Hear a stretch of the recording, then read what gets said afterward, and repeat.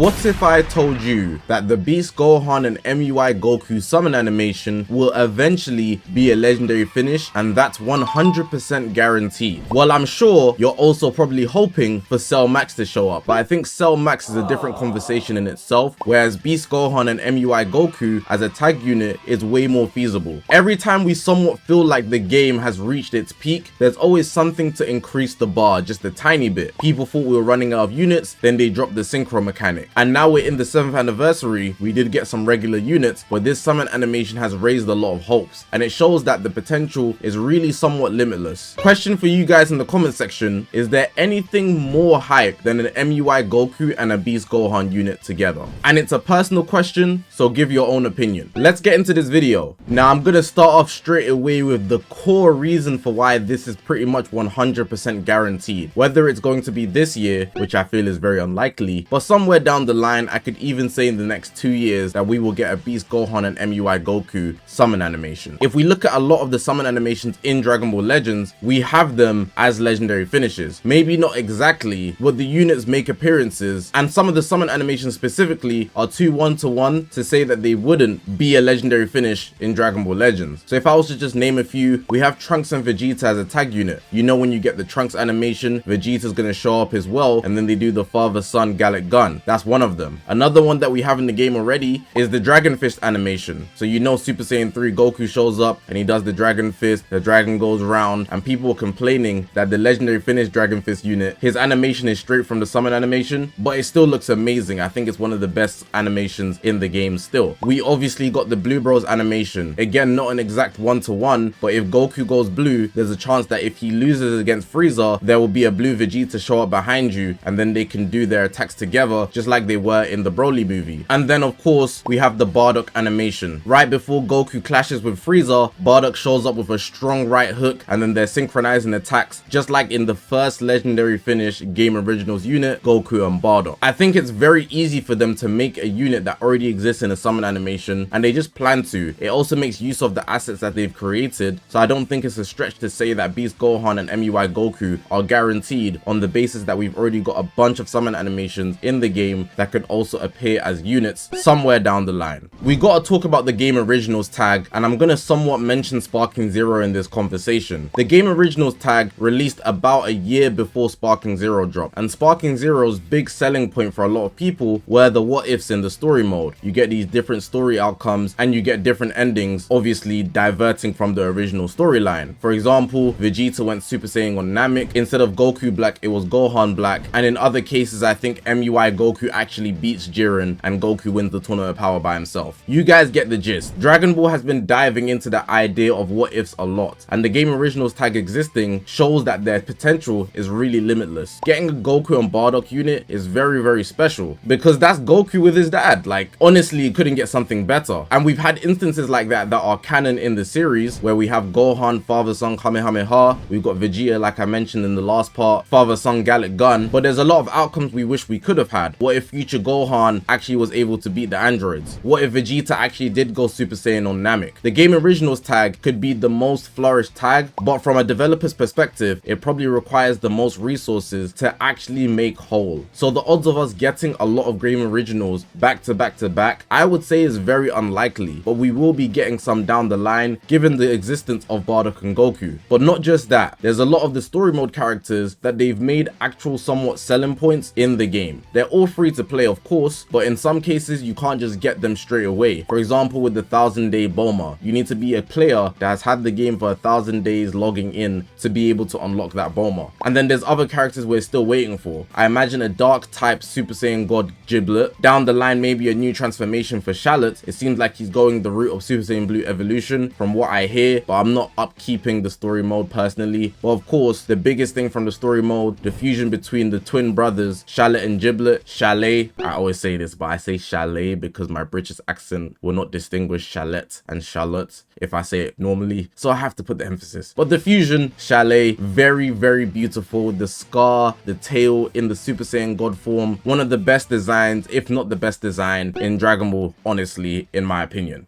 Now let's address the upper ceiling of Dragon Ball Legends. Like I said earlier in this video, we've been moving towards a ceiling, but almost every time we get to a ceiling, they reveal something new and it makes us create a new ceiling for characters that we could get. So in the last year, we got Fusing Super Vegito and Fusing Gogeta Blue. With the release of those two units, everybody has somewhat added the expectation that every Fusion Warrior now has to go through the synchro mechanic. So we got Gogeta Blue and Super Vegito, but we still need Vegito Blue and Super Gogeta, and also Super Saiyan 4 Gogeta. So that's 3 more synchro units that we could get before we reach a new ceiling. In this case right here, we got Legends Limited transforming MUI Goku and transforming SSBE Vegeta. We don't have the Ultras for those. So now people are thinking wider with those characters. And then there's also been the discussion of them taking mechanics from Dokkan. So shout out the boys for making the Super Gogeta concept. I'm sure you've seen it, but they've taken the idea that depending on which side you synchro on, you will get a different outcome. So with this Super Gogeta concept, I think if you synchro on Goku's side, you get the Super Saiyan and Super Saiyan 3 transformation between Goku and Vegeta. But then if you synchro on Vegeta's side, you then get Super Gogeta as the Fusion Warrior you get to play as. You won't be able to synchro twice, but depending on which outcome you go for, you can get a legendary finish on both sides. And I think that would increase the value of Legends Limited. Imagine having a Legends Limited unit with 2 legendary finishes depending on which side you decide to go on. And if they do that for a unit like Super Gogeta, they would have to do that for a unit like Vegito Blue, Super Vegito, Gogeta Blue, Super Saiyan 4 Gogeta. We're going around another circle of Fusion Warriors that could be refreshing the game, which will make a whole new attraction for them. And it's not only these units that could have these outcomes. You can then attach the game originals concept to this outcome. So you're multiplying the potential in what you can get out of units. You add crazy what ifs to it, you get ridiculous things like Goku and Gohan tag unit in the Buu saga, but then if you synchro one way you go MUI Beast, you synchro the other way you get the fusion we never got to see because Gohan dropped the Patara. You see how ridiculous Dragon Ball can get? And I think it's actually a privilege that we have this. A lot of other franchises do not have this, if not all of them. It's only Dragon Ball that you get ridiculous outcomes like this. It's really aura if you think about it. But just to show that the ceiling is really high now when you put in these ideas, and if we thought of them, the developers really understand that they have this potential too. I don't think they did this RAM update for no reason. I think they're just gonna start rolling things out slowly, where really I feel like they should have kind of put the foot on the gas, you know. It's meant to be the 7th anniversary, but the Cell Max summon animation, the Beast Gohan MUI Goku summon animation, whichever one you want to call it, it's still phenomenal, and it's released a new ceiling in my opinion for what we could get. I guess I might as well address it just a tiny bit considering it's part of the summon animation, but Cell Max, I felt like it could have been its own talking point in another video, but the simple idea that he's a giant, I don't think they would implement giant characters anytime soon. Now this could be a bad take, I know,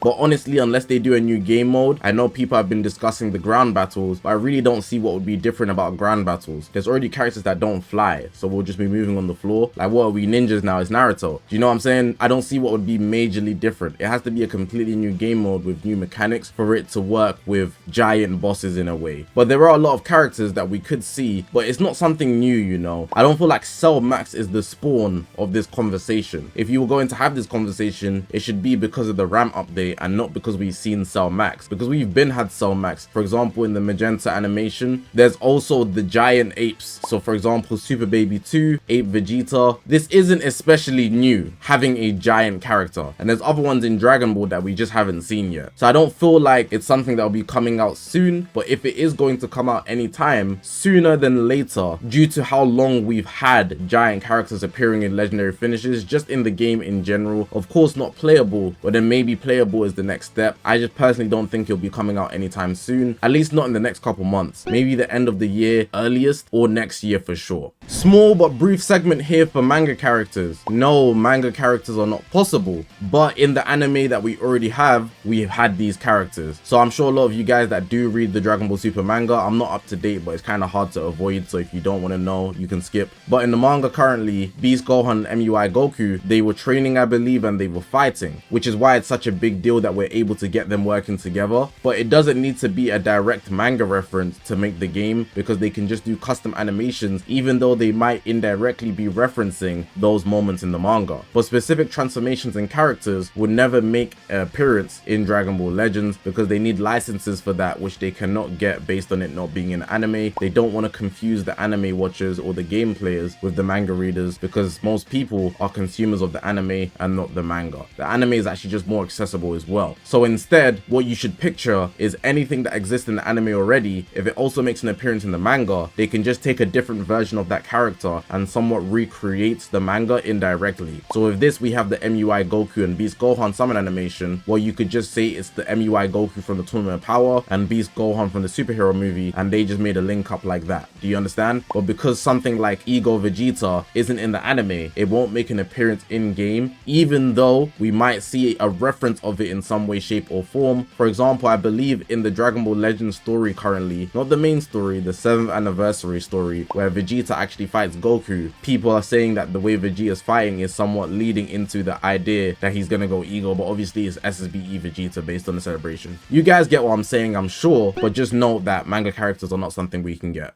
I guess I have to give a probability. I don't think it's coming out this celebration, but it's gonna drop. And I said at the start of the video, how likely is it that it's gonna drop? I think this is a guaranteed thing, 100%. 100% coming to Dragon Ball Legends. Like, I'll be shocked if it doesn't. When? That's a different question. If you asked me, is it going to drop in this celebration? I'll put the number at like 0%, I'm not gonna lie. With the release of Legends Limited MUI Goku, that is not happening, buddy. We'll probably get a Beast Gohan Orange Piccolo, which is way more likely. But a Legends Limited MUI Goku Beast Gohan, nah, that's a 0% in this celebration. But will we get one eventually? 100%. I said that at the start of the video, but I guess I should just put this in for emphasis so people have a clear notion of what I believe at least. That's going to be the end of the video. This was a topic I really wanted to talk about, and because the Cell Max animation, Beast Gohan MUI Goku animation is really the peak of the hype in this celebration, it had to be addressed. I think it should go without saying as well, it's easily the best animation we've got in the game. Not just summon wise, potentially, generally speaking, animation in the game. But hopefully you guys did enjoy this video. If you haven't already, make sure to press that subscribe button. We're on this grind to 200,000 subscribers. I appreciate you guys for watching, man. My name's Zakashi, guys, and I'll see you guys in the next one, man.